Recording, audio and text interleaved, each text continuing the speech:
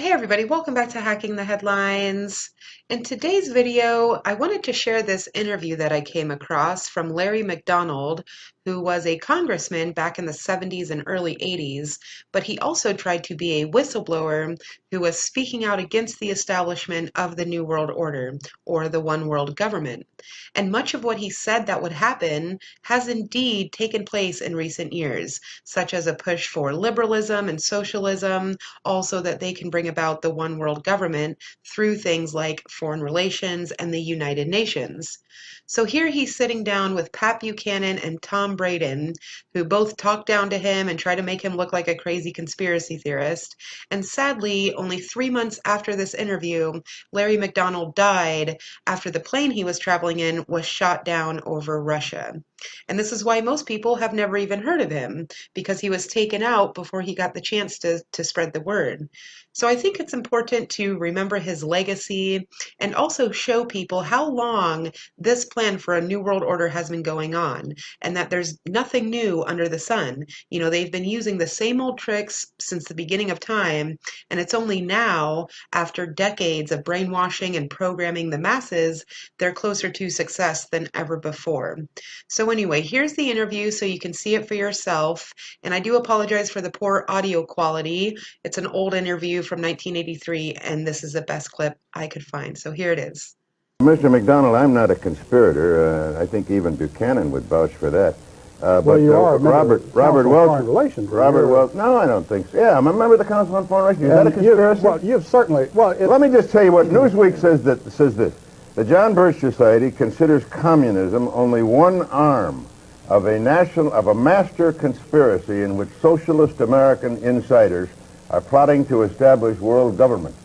Now, it also says, and here's Director John McManus, that's your public relations director, saying that former Secretary of State Alexander Haig and CIA Director William Casey are two of these master conspirators who are plotting to establish world government. Now, what do you that kind of silly, asinine statement is what makes people laugh at the John Birch Society.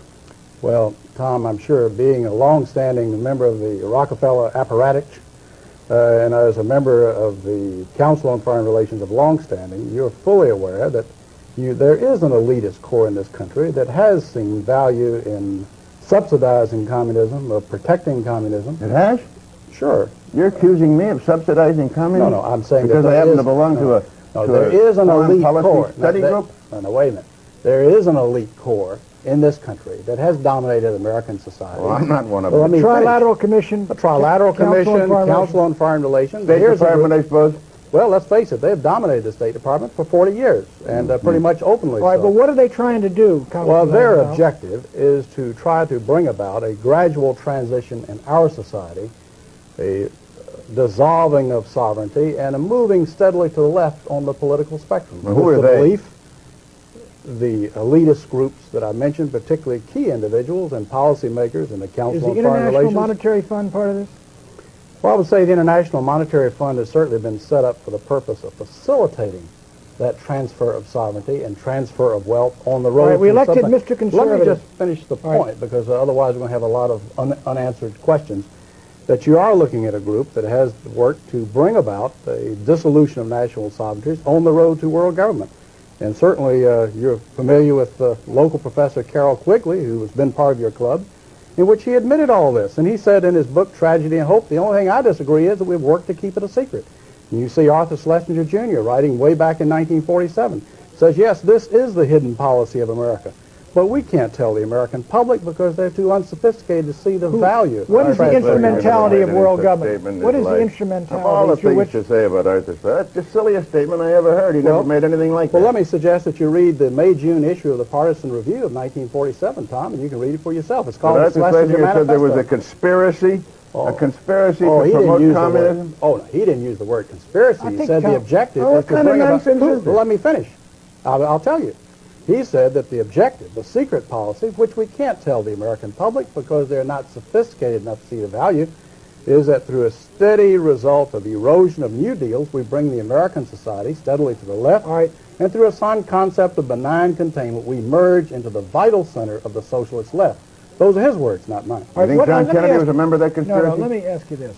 The World Federalist Movement in the post-war era contained a lot of people who eventually broke with it, and a lot of people thought the UN in the post-war era looked toward world government. Sure. Indeed they did, up until 48, 49. But a lot of them said, look, we were utopian, that's over and done with. We can't move. And a lot of them came in Kennedy's government. Schlesinger was in there when they were fighting in Vietnam, launched the effort in Vietnam. Schlesinger was behind the Bay of Pigs. In other words, look, isn't there some move that occurred in the post-war era that now has been dissipated because nobody believes in the utopian ideal of world government anymore? Well, I think there are those that realize that moving straight from a prototype of the United Nations into world government perhaps is tactically impossible. But phasing out increasingly national sovereignty into regional government and phasing out sovereignties into international treaties in multiple areas could be a route. The whole movement toward, quote, interdependence. Yes. NATO is part of the conspiracy? Well, there are certainly elements in NATO. There are people in NATO who are very strongly dedicated to the defense of the West. But at the same time, you find in NATO a steady dissolution. You find a growing weakness as a NATO policy dominated by State Department policies that has not worked. Well, it's a regional grouping, and I think, therefore, it may be suspect by the John Birch Society. We're talking with Congressman Larry McDonald, who has recently been elevated, I guess, to chairmanship of the John Birch Society, succeeding Robert Welsh. We'll be back in a minute.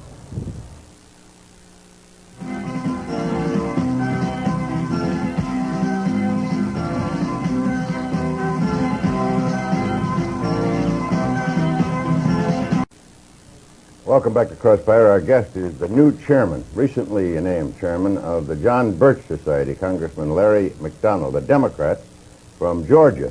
Mr. McDonald, your predecessor believed that the PTA was too left-wing and that and the John Birch Society at one time tried to infiltrate it, or so he said. He used the word infiltrate.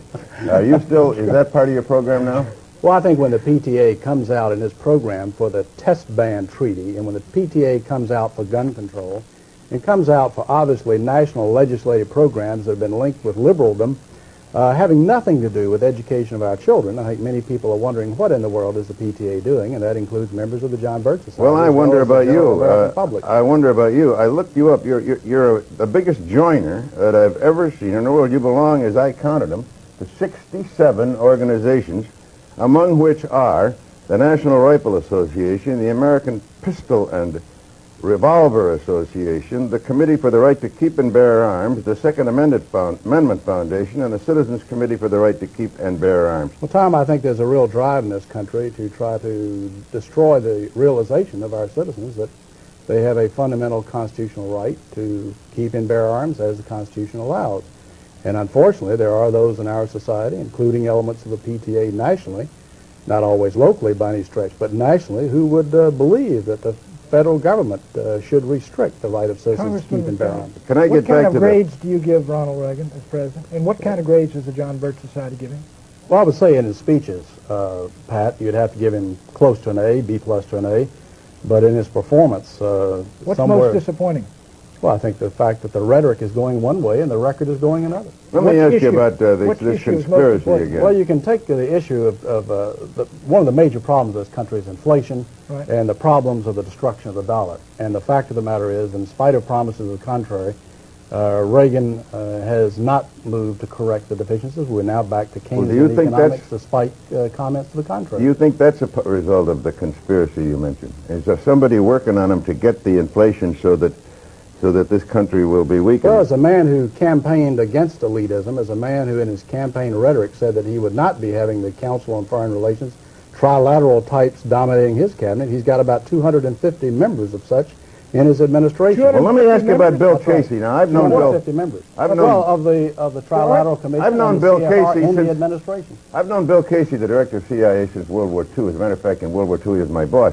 Now, your public relations director of the John Birch Society says that Bill Casey is a part of this conspiracy that's trying to bring about world government. Before he became CIA, one of his big jobs was aiding in the transfer of technology and goods and so forth to the Soviet Union, helping the Kama River Project, the Export-Import Bank, helping to finance these things. Is the Export-Import Bank part of the conspiracy? I think the whole drive, that the fact that the American people have been tapped steadily, especially since World War II, to finance their enemies, and to have the massive technology transfer to those who I would agree do with it. you. You know that from the Braden Doctrine in the agency, which you're very familiar with, and the feeling that we must somehow subsidize the, quote, non-communist left. That's among our so-called allies. Braden was And in subsidizing country the after country, non-communist left? that turned out to be the communists, the crypto-communists masquerading Yeah, as that's the non-communist left.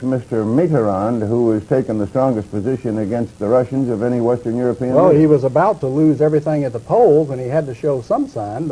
It's very difficult to say exactly how far that will Congressman McDonald, he's been Yeah. using the term conspiracy. No, I didn't use it. No, For no. heaven's sakes, Pat. The John Birch Society used I it. don't want to go through the tapes. Well, it You've used is. that Don't blame it 45 on me. He used it. You've used it 45 times. That's right. They say this is a conspiracy. All I right. want to know what the conspiracy Well, is. Tom. I'm trying to find out who's in it and what agencies of government in it, because I want to fight it along with you. You look And like... Great, Tom. Let me tell you, Tom.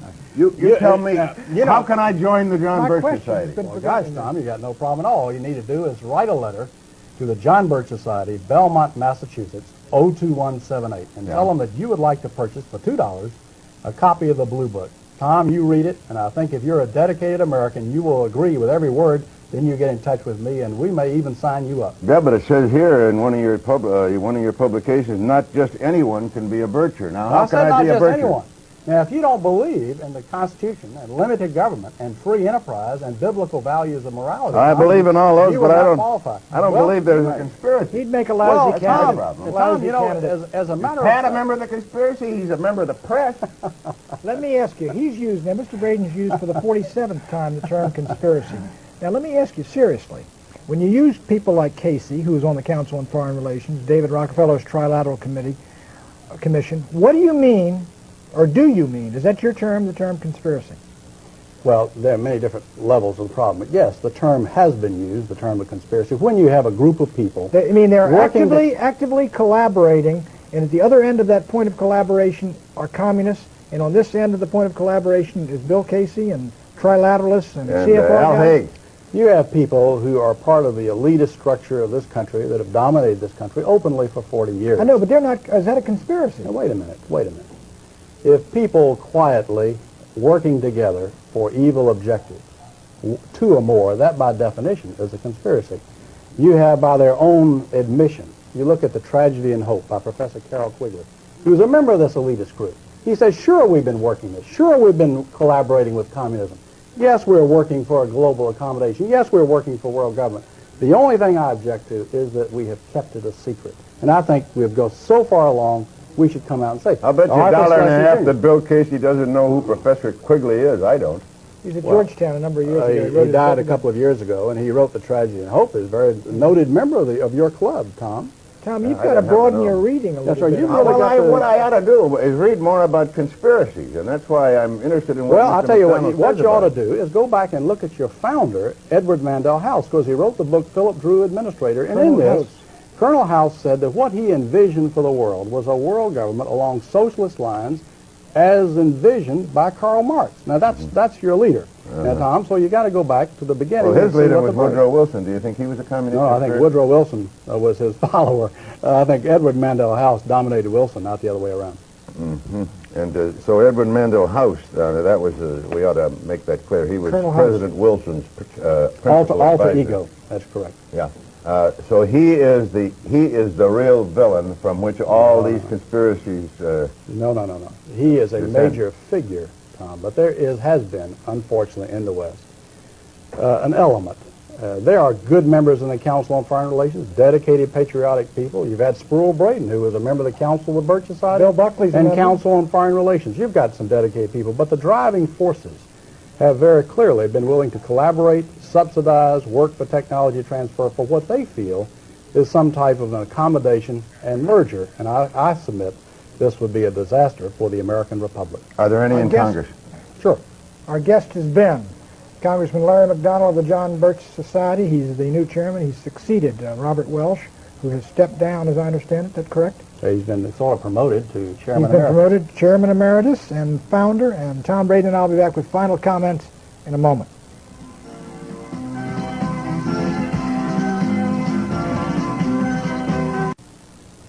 Pat, I I just want to tell you, I think some of the people who served in the Nixon White House are good, clean, upstanding, patriotic Americans. And some of them, on the other hand, are suspect. And I'm just going to have Larry McDonald, the head of the Birch Society, take a look at some of those people, and I wonder if he might find you.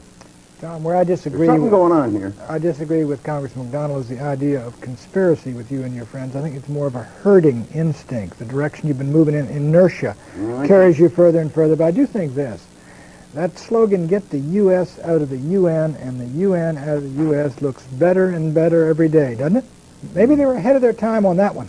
No, Pat, I think we got to have communications with the world, and the UN makes me mad too, but I don't think it's a part of the great conspiracy which extends from Bill Casey and Al Haig all the way to communism. Well, I think that Larry McDonald's a patriot. I think he's wrong about the conspiracy, but he's probably less wrong about what he says about this country than the guy I'm talking to. Okay, so there it is, guys. I found that interview to be really interesting and telling, especially the part where he just calls Tom Braden out for being a part of it and pretty much telling him that he knows he's playing dumb because Tom Braden is a part of the Rockefeller group. So, everything he said was pretty much right on. Now, I don't think he saw the bigger picture of it, of where they are ushering in this communist model, not for the sake of communism, but for the sake of ushering in the Antichrist. And they are just using communism as a shield or a veil to cover up their true intentions. But I still found a lot of value in what he said, so I thought I would share it with you guys and get your thoughts on it. So make sure to leave your comments below, and don't forget to hit that like button on your way out. I'll be talking to you guys real soon. Thanks for watching, everyone, and I hope you're having a great day.